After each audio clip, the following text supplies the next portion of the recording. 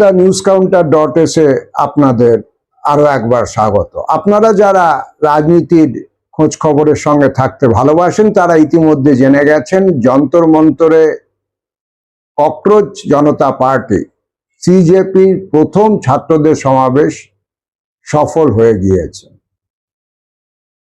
এখন দেখুন, আমার নিজের যেটা মনে হয়, এই সমাবেশ মোদির কপালে চওড়া ভাঁজ ফেলেছে। এই কারণে নয় যে এই সমাবেশ বিপুল পরিমাণ ছাত্র যুব এসেছে, লক্ষ লক্ষ ছাত্র যুব এসেছে, তা নয়। ইন্দিরা গান্ধীকে ৭৪ সালে যে ছাত্র যুব বিক্ষোভ চ্যালেঞ্জের মুখে ফেলে দিয়েছিল এবং শেষ পর্যন্ত ইন্দিরার পতনের কারণ হয়েছিল, গুজরাটের নবনির্মাণ আন্দোলনের যে পরিমাণ ছাত্র যুবর অংশগ্রহণ ছিল ১৯৭৪-এ, এখন অব্দি দিল্লির এই যন্তর মন্তরে ককরোচ পার্টির সমাবেশ নিশ্চয়ই আড়ে বহরে তার তুলনায় ছোট, এ ব্যাপারে কোনো সন্দেহ নেই। প্রশ্ন হচ্ছে যে তারপরেও কেন নরেন্দ্র মোদীর কপালে ভাঁজ পড়েছে, এটা আমি বলছি। এই আন্দোলনের যেটা প্রথম কারণ, যেটা নরেন্দ্র মোদীরা অবশ্যই খেয়াল করবেন, সাধারণত যে মধ্যবিত্ত বা উচ্চ মধ্যবিত্ত ঘরের ছাত্র যুবরা হিন্দি বলয়ে সাম্প্রদায়িক রাজনীতির একটা সমর্থন গত ১.৫ দশক ধরে জোগাচ্ছিলেন, এই আন্দোলনের ন্যারেটিভ কিন্তু তার উল্টো দিকে দাঁড়িয়ে গেছে। আপনারা যদি সমাবেশের ছোট ছোট সমস্ত বাইট ওখানকার ছাত্র যুবরা দিয়েছেন, তাহলে খেয়াল করবেন তারা তাদের দৈনন্দিন সমস্যা, পরীক্ষা ব্যবস্থা, অসংখ্য দুর্নীতি, সিবিএসই সিলেবাসের প্রশ্ন, চাকরি না থাকা, এই কথাগুলো যেমন বলছেন, পাশাপাশি তেমন একটা প্রশ্ন সজোরে তুলছেন। এই প্রশ্ন আজকের নতুন প্রজন্মের ছাত্র যুবর মধ্যে থেকে গোবলয়ের প্রাণকেন্দ্রে দাঁড়িয়ে উঠে আসছে, হিন্দু মুসলমান করে আর কতদিন চলবে? অর্থাৎ যে ন্যারেটিভের উপর দাঁড়িয়ে নরেন্দ্র মোদীরা ২০১৪ থেকে একটার পর একটা নির্বাচনী বৈতরণী পার করছেন, যার সাম্প্রতিকতম উদাহরণ আমাদের পশ্চিমবঙ্গ, সেই বেসিক ন্যারেটিভটা এরা প্রশ্ন করছেন। যদি তথাকথিত সেকু মাকু বা এরা এই প্রশ্নটা করতেন, তাহলে ব্যাপারটাকে না হয় পাশ কাটিয়ে যাওয়া যেত দেশদ্রোহী ইত্যাদি ইত্যাদি বলে। কিন্তু এখানে যে তরুণ প্রজন্ম এই প্রশ্ন করছে, তাদেরকে দেশদ্রোহী বা পাকিস্তানের দালাল ইত্যাদি বলবার চেষ্টা করবার পর নরেন্দ্র মোদীর অনুগামীরা কিন্তু ব্যাক গিয়ারে চলে গেছেন। এটা আশা করি আপনারা খেয়াল করেছেন যে যখন এই সমাবেশের কথা প্রকাশ্যে এসেছে, ককরোচ পার্টির ছেলেমেয়েরা যত সুর চড়িয়েছেন, নরেন্দ্র মোদীর অনুগামীদের কিন্তু সুর ততটা নরম হয়ে গেছে। যে দাপটের সঙ্গে তারা আগে দেশদ্রোহী পাকিস্তানের দালাল এদের ফলোয়ারদের অধিকাংশ বাংলাদেশ বা পাকিস্তানের বলছিলেন, সেটা কিন্তু পরের দিকে সেই গলার জোরটা আর ছিল না। একথা ঠিক যে যন্তর মন্তরের সমাবেশে কিছু হিন্দুত্ববাদী মানুষজন কপালে লম্বা লাল টিকা গৌরী বসনে এসে হাঙ্গামা করবার চেষ্টা করেছিলেন, কিন্তু সুবিধে করতে পারেননি। নরেন্দ্র মোদীদের যে দ্বিতীয় বিষয়টা চিন্তায় ফেলবে, সেটা হচ্ছে যে বামপন্থীদের এখানে সক্রিয় উপস্থিতি। সিপিএম এর ছাত্রফ্রন্টের নেতা ঐশী এখানে সমাবেশে গিয়েছিলেন। সিপিএম এর ছাত্রনেত্রী ছাড়াও সিপিআই এর জাতীয় স্তরে পরিচিত মুখ সিপিআই এর নেত্রী আনি রাজা ঘটনাস্থলে গিয়েছিলেন। সিপিআইএম এর লিবারেশন সর্বভারতীয় সাধারণ সম্পাদক দীপঙ্কর ভট্টাচার্য নিজের সমাবেশে শরীরে উপস্থিত থেকেছেন এবং তাৎপর্যপূর্ণভাবে কংগ্রেসের যে ছাত্র সংগঠন NSUI, তাদের প্রতিনিধিরাও এই সমাবেশে উপস্থিত ছিলেন। অনেকে বলতে চাইছেন যে এটা আন্না হাজারের রাজনীতির একটা কাউন্টার পার্ট মাত্র, কিন্তু মনে রাখবেন আন্না হাজারের যে রাজনীতি প্রথম থেকে করেছিলেন, অন্যান্য প্রতিষ্ঠিত বিরোধী দলগুলোকে সঙ্গে দূরত্ব রক্ষা করেছিলেন, ছদ্মবেশী বিজেপিকে প্রমোট করেছিলেন, সেরকম কোন রাজনৈতিক সূচিবায়ুগ্রস্ততা এই ককরোচ পার্টির নতুন প্রজন্মের নেতারা কিন্তু দেখাননি। তারা প্রকাশ্যে সমস্ত রাজনৈতিক দলের সমর্থক কর্মীদের সমাবেশে আসতে বলেছিলেন যারা তাদের দাবিগুলোর সঙ্গে একমত। সুতরাং এই যে দাবিগুলো, যেটা সরাসরি নরেন্দ্র মোদীর বিশ্বাসযোগ্যতাকে প্রশ্ন করছে, যখন ছাত্র যুবদের দাবি কেবলমাত্র ধর্মেন্দ্র কেন্দ্রীয় শিক্ষামন্ত্রী, যিনি তার ইস্তফায় আটকে না থেকে নরেন্দ্র মোদীর ইস্তফা অব্দি পৌঁছে যাচ্ছে, সেটা নরেন্দ্র মোদীকে স্বাভাবিকভাবে অস্বস্তিতে ফেলবে, এই ব্যাপারে কোনো সন্দেহ নেই।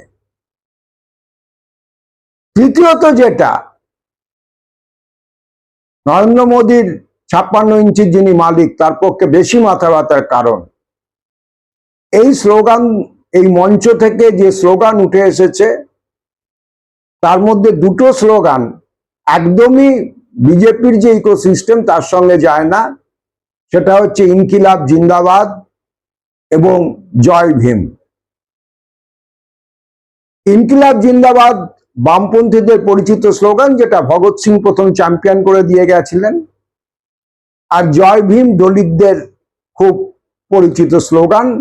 এবং মনে রাখতে হবে, দলিত রাজনীতির ভারতবর্ষের আইকন আম্বেদকরের জীবনী হাতে এই প্রথম অভিজিৎ দীপকে যখন বিমানবন্দর থেকে বেরোচ্ছেন, সাংবাদিকরা যখন ছবি তুলছিলেন, তিনি বারবারই তার এই আম্বেদকরের জীবনী বইটাকে তুলে ধরছিলেন। আর সমাবেশে যখন এসেছিলেন তখন তিনি আম্বেদকরের গণপরিষদের তৈরি ভারতের সংবিধান, সেটাকে বারবার তুলে ধরেছেন। এখন এই যে আম্বেদকর এবং ভারতের সংবিধান, এই দুটো বিষয়ই এই মুহূর্তের ভারতবর্ষে বিজেপি শিবিরের সামনে খুব বেশি অস্বস্তিকর। আমাদের মাননীয় স্বরাষ্ট্রমন্ত্রী লোকসভাতে ভীষণ ক্ষিপ্ত হয়ে বলেই ফেলেছিলেন তার বিচিত্র অঙ্গভঙ্গি সহযোগে, আম্বেদকর আম্বেদকর আম্বেদকর এক ফ্যাশন বাঞ্চুকা। আর দুই, সংরক্ষণের প্রশ্নে বিজেপির অন্তত 5 জন কেন্দ্রীয় গুরুত্বপূর্ণ নেতা গত লোকসভা নির্বাচনের আগে বলেছিলেন যে লোকসভা নির্বাচন জিতলে তারা সংবিধান সংশোধন করে এসসি এসটি এবং ওবিসিদের জন্য যে কোটা আছে সেটা বাতিল করে দেবেন। বিজেপি সংবিধান সংশোধনের মেজরিটি পাওয়া তো দূরের কথা, 300-র বহু নিচে নেমে গিয়েছে তাদের সংখ্যা, ফলে তাদের সেই স্বাদ হয়তো পূর্ণ হয়নি। কিন্তু দলিত জনতার কাছে যে মেসেজ বাবা সাহেব আম্বেদকরের সংবিধানে যে অধিকারের কথা বিধৃত আছে, তার বিপ্রতীপে বিজেপির এবং নরেন্দ্র মোদীদের এই অবস্থানের কথা এটা পৌঁছে গিয়েছিল। যদিও পরে ড্যামেজ কন্ট্রোল করার জন্য বিজেপি নেতারা ভোটের শেষ লগ্নে বলেছিলেন যে ওটা দলের অফিসিয়াল স্টেটমেন্ট নয় যে তারা কোটা তুলে দেবেন, কিন্তু মানসিকতার যেটা রিফ্লেকশন 5 জন দায়িত্বপ্রাপ্ত কেন্দ্রীয় নেতা একের পর এক বলেছিলেন, সেটা তার মধ্যে দিয়ে স্পষ্ট ছিল। ফলে এই প্যারাডাইমের উল্টো দিকে যখন অভিজিৎ দীপকেরা সংবিধান তুলে ধরেন, যখন বাবা সাহেব আম্বেদকরের জীবনী তুলে ধরেন, নিশ্চয়ই তাদের ন্যারেটিভ একটা উল্টো বিন্দুতে দাঁড়াচ্ছে, এটা পরিষ্কার হয়ে যায়। এখন দেখুন, কেউ কেউ এটা বলেছেন যে এই ছাত্রদের যে দাবি, তার মধ্যে দেশের মূল বুনিয়াদী অর্থ ব্যবস্থার যে কাঠামোগত সংকট সেটা নেই। একথা ঠিক যে ছাত্রছাত্রীরা তাদের দাবির কথা বলতে এসছে, এটা একটা সংস্কারমুখী আন্দোলনের কথা তারা বলেছে। 70-এর ছাত্র যুব বিদ্রোহ যেটা গোটা রাষ্ট্র ব্যবস্থাকে, গোটা সমাজ কাঠামোকে চ্যালেঞ্জ করতে চেয়েছিল, সেই র্যাডিক্যাল রাজনীতির ছায়া যদি আজকের যারা রাজনৈতিক পর্যবেক্ষক বা আমাদের সমবয়সী সহনাগরিক খুঁজতে যান, তারা ভুল করবেন। কিন্তু একটা রেজিম যখন আনচ্যালেঞ্জ যাচ্ছে, তখন তার উল্টো দিকে দিল্লির কৃষক বিদ্রোহের ধারাবাহিকতায় নয়ডার সাম্প্রতিকতম অসংগঠিত ক্ষেত্রের শ্রমিক আন্দোলনের যে তীব্র বিস্ফোরণ তার অভিমুখে ধারাবাহিকতায় এই ছাত্র যুবরা যারা নিজেদের মতো করে দেখছে চোখের সামনে সিস্টেমটা ফেল করছে, তারা বলছেন যে 10 বছরে 89টা গুরুত্বপূর্ণ পরীক্ষার প্রশ্নপত্র লিক হয়েছে, 48 বার নতুন করে পরীক্ষা নিতে হয়েছে, পরীক্ষা পাশ করে বেরিয়ে চাকরি পাওয়া যাবে কিনা কোনো গ্যারান্টি নেই। আমরা এই ব্যবস্থাটা বদলাতে চাইছি। আজকে ওখানে যখন আজাদি স্লোগান উঠছে, তারা ওদেরকে ওই টুকরে টুকরে গ্যাংয়ের সঙ্গে ইকুয়েট করে দিতে চাইছেন। ওদের একটা খুব পছন্দসই লব্ধ টুকরে টুকরে গ্যাং, কিন্তু না, বিষয়টা তা নয়। তারা যে আজাদির কথা বলছেন, তারা এই বেরোজগারি থেকে আজাদির কথা বলছেন, এই বৈষম্য থেকে আজাদির কথা বলছেন। এই সম্পূর্ণ অরাজকতা, যেখানে 10 বছরে এতগুলো পরীক্ষার প্রশ্নপত্র গুরুত্বপূর্ণ লিক হয়েছে, 48 বার নতুন করে পরীক্ষা অ্যারেঞ্জ করতে হয়েছে, একটা প্রজন্মের ভবিষ্যৎ নিয়ে গোটা দেশ জুড়ে ছিনিমিনি খেলা চলছে, তারা তার বিরুদ্ধে কথা বলছেন।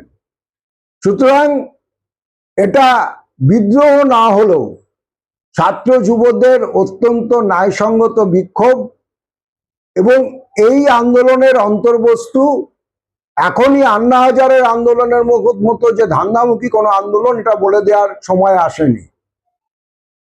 আর একটা জিনিস মনে রাখতে হবে, যে আমি ধরে নিলাম যে এটা পুরোটাই কোনো ডিপ স্টেটের একটা চক্রান্ত। ওখানে ডিপকে থেকে সোনাম ওয়াংচুক যারা এসেছেন, তারা প্রত্যেকেই কোনো না কোনো এজেন্ডায় এসেছেন। কিন্তু ঘটনাটা হচ্ছে এক, এই যে হাজার হাজার ছেলে মেয়েরা নিজেরা নিজেদের পয়সা দিয়ে টিকিট কেটে বাড়িতে ঝগড়া করে জেনারেল বডি রেল কামরায় চেপে প্রবল দাবদাহের মধ্যে দিল্লিতে এসে পৌঁছেছেন, কেবলমাত্র সোশ্যাল মিডিয়ায় তৈরি হওয়া একটা রাজনৈতিক প্ল্যাটফর্মের ডাকে। এর অন্তর্বস্তু হচ্ছে একটাই, যে আজকের ছাত্র যুবরা হাজার ঢক্কানিনাদ সত্ত্বেও এই ব্যবস্থাটা, বিদ্যমান ব্যবস্থার মধ্যেই যে অজস্র ফাঁক এবং ফাঁকি বিরাজ করছে, সেটাকে ধরে ফেলতে পারছেন এবং তার বিরুদ্ধে প্রতিবাদের একটা প্ল্যাটফর্ম খুঁজছেন। দ্বিতীয় যে কথাটা, অনেকে এটা বলছে যে এটা বিজেপির একটা টিম, এটা আরএসএস এর একটা টিম। কিসের ভিত্তিতে বলছেন আমার কাছে এখনো পরিষ্কার নয়। হ্যাঁ, একথা ঠিক যে আমরা জানি আরএসএস এর মধ্যে মোদির প্রশ্নে ডিবেট চলছে। বিজেপির সকলেই মোদিকে নিয়ে খুশি, ব্যাপারটা এরকম নয়।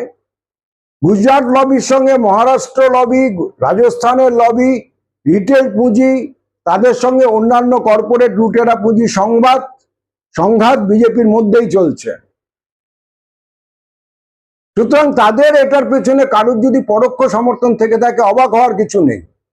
কিন্তু বিষয়টা হচ্ছে যে ধরে নেওয়া গেল যে এই লোকগুলো সবকটাই পাপেট, এই সোনাম ওয়াংচুক বলুন, দীপকে বলুন, প্রত্যেকে।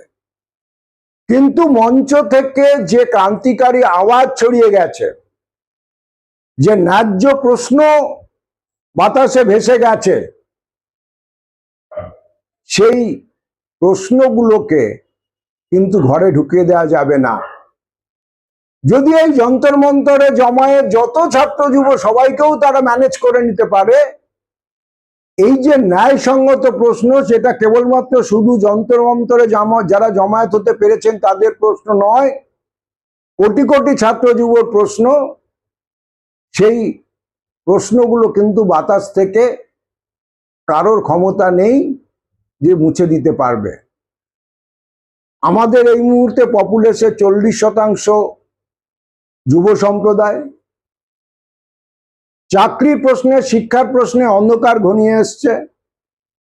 লক্ষ লক্ষ কেন্দ্রীয় সরকারের পদ, ব্যাংকে হোক, রেলে হোক, খনিতে হোক, অ্যাবলিশ করে দেওয়া হয়েছে। যারা সেনাবাহিনীতে ট্র্যাডিশনালি কাজ করতে যেতেন, তাদের চাকরি 4 বছরের সিভিক মিলিটারি অগ্নিবীর প্রকল্পে নামিয়ে দেওয়া হয়েছে। আর ন্যূনতম যে চাকরির পরীক্ষাগুলো ছিল এবং উচ্চশিক্ষার যে পরীক্ষা কাঠামো কেন্দ্রীয়ভাবে তৈরি করা হয়েছিল, তাদের দুর্নীতি একের পর এক প্রকাশ্যে এসেছে। তো সব মিলিয়ে যেভাবে কৃষকরা বিক্ষুব্ধ, যেভাবে অসংগঠিত ক্ষেত্রের বিস্তীর্ণ শ্রমিকরা বিক্ষুব্ধ, একের পর এক বিক্ষোভ চলছে পানিপথ থেকে গুজরাট পর্যন্ত। মনে রাখবেন আমাদের যে জব মার্কেট সেখানে 80% অসংগঠিত ক্ষেত্র, মাত্র 20% সংগঠিত ক্ষেত্রে। তেমনই এই ছাত্র যুবরা আজকে তাদের বাস্তব অবস্থা চোখের সামনে দেখে ইস্যু ভিত্তিক বিক্ষোভে উত্তাল হয়েছেন। আমাদের কাছাকাছি বিভিন্ন দক্ষিণ পূর্ব এশিয়ার একাধিক দেশে ইস্যু ভিত্তিক যে ছাত্র আন্দোলন সেটা শেষ পর্যন্ত রেজিম চেঞ্জের দিকে গিয়েছে। সেটা বাংলাদেশে হোক, নেপালে হোক, সব ক্ষেত্রেই সত্যি। এখন এখানে অনেকে বলছেন যে এটার পিছনে ডিপ স্টেট সক্রিয় নেই, তার কি গ্যারান্টি আছে? ডিপ স্টেট সাধারণত কোনো রেজিম চেঞ্জ করতে নামে যখন কোনো লগ্নি পুঁজি অথবা বৈদেশিক শক্তির যারা ইনভেস্টমেন্টের জন্য এগিয়ে আসতে চাইছে অথবা তাদের পছন্দ মতো শাসক চায়, তখনই ডিপ স্টেট কোথাও সক্রিয় থাকে শাসকের বিরুদ্ধে, যে শাসকের কোনো কোনো কাজ তাদের পথের বাধা হয়ে দাঁড়াচ্ছিল। কিন্তু এই মুহূর্তে ভারতবর্ষে নরেন্দ্র মোদী যে সরকার চালাচ্ছেন, এটা আমার বিশ্লেষণ, আপনারা ভিন্নমত হতে পারেন, একমত হতে পারেন, তারা বিদেশি পুঁজির আগ্রাসনের বিরুদ্ধে, প্রভাবশালী বৈদেশিক শক্তির বিরুদ্ধে কোথাও কোনো প্রতিরোধ গড়ে তুলছেন, এরকম কিন্তু কোনো নজির নেই। সুতরাং ডিপ স্টেট আচমকা একটা ছাত্র আন্দোলন মোদির বিরুদ্ধে তৈরি করতে যাবে স্পন্সর করে, এটা কিন্তু এখন অবধি দুরায়ত কল্পনা। দ্বিতীয়ত, তাও যদি আভ্যন্তরীণ সংঘর্ষের কারণে এটা বাস্তবে ঘটছে বলে আমাদের মেনে নিতে হতো, সেখানেও কিন্তু আর যাই হোক সেই প্ল্যাটফর্মগুলোতে নিশ্চয়ই নকশালপন্থী নেতাদের সোচ্চার উপস্থিতি দেখা যেত না। সেখানে ইনকলাব জিন্দাবাদের স্লোগান সেটা কিন্তু বাতাসে ভেসে বেড়াতো না। সুতরাং আমার যেটা মনে হয় যে এই ছাত্র যুব বিক্ষোভের অন্তর্বস্তুকে বোঝবার চেষ্টা করা, সেটা যারা সমাজ পরিবর্তনের সংগ্রামে যুক্ত আছেন, এই মুহূর্তে ভারতবর্ষের যে সর্বাত্মক ফ্যাসিবাদী আগ্রাসন তার বিরুদ্ধে লড়বার চেষ্টা করছেন, সমস্ত প্রেজুডিস সরিয়ে রেখে এই আন্দোলনের অন্তর্বস্তু রাজনৈতিকভাবে বোঝা এবং সেটাকে হৃদয়ঙ্গম করা তাদের আশু কর্তব্য। কারণ যে সর্বাত্মক আক্রমণের মধ্যে এই মুহূর্তে দেশের কৃষক, শ্রমিক, ছাত্র, যুবরা রয়েছেন, তার বিরুদ্ধে প্রতিরোধ করতে গেলে রামধনু কোয়ালিশন তৈরি করা ছাড়া কোনো পথ আছে বলে আমার মনে হয় না। TheNewsCounter.s আজ এই পর্যন্ত। আপনাদের সকলেরই জানা আছে যে আমাদের কমেন্ট বক্স খোলা থাকে, আপনারা আপনাদের রাজনৈতিক অভিমত অবশ্যই জানাতে পারেন। ইচ্ছে করলে যারা এখনো আমাদের ইউটিউব সাবস্ক্রাইব করেননি, অনুগ্রহ করে সাবস্ক্রাইব করে দিতে পারেন। বলা বাহুল্য, এর জন্য আলাদা করে কোনো পয়সা লাগে না। দেখা হবে পরবর্তী এপিসোডে। চেষ্টা করবেন সকলে ভালো থাকবেন।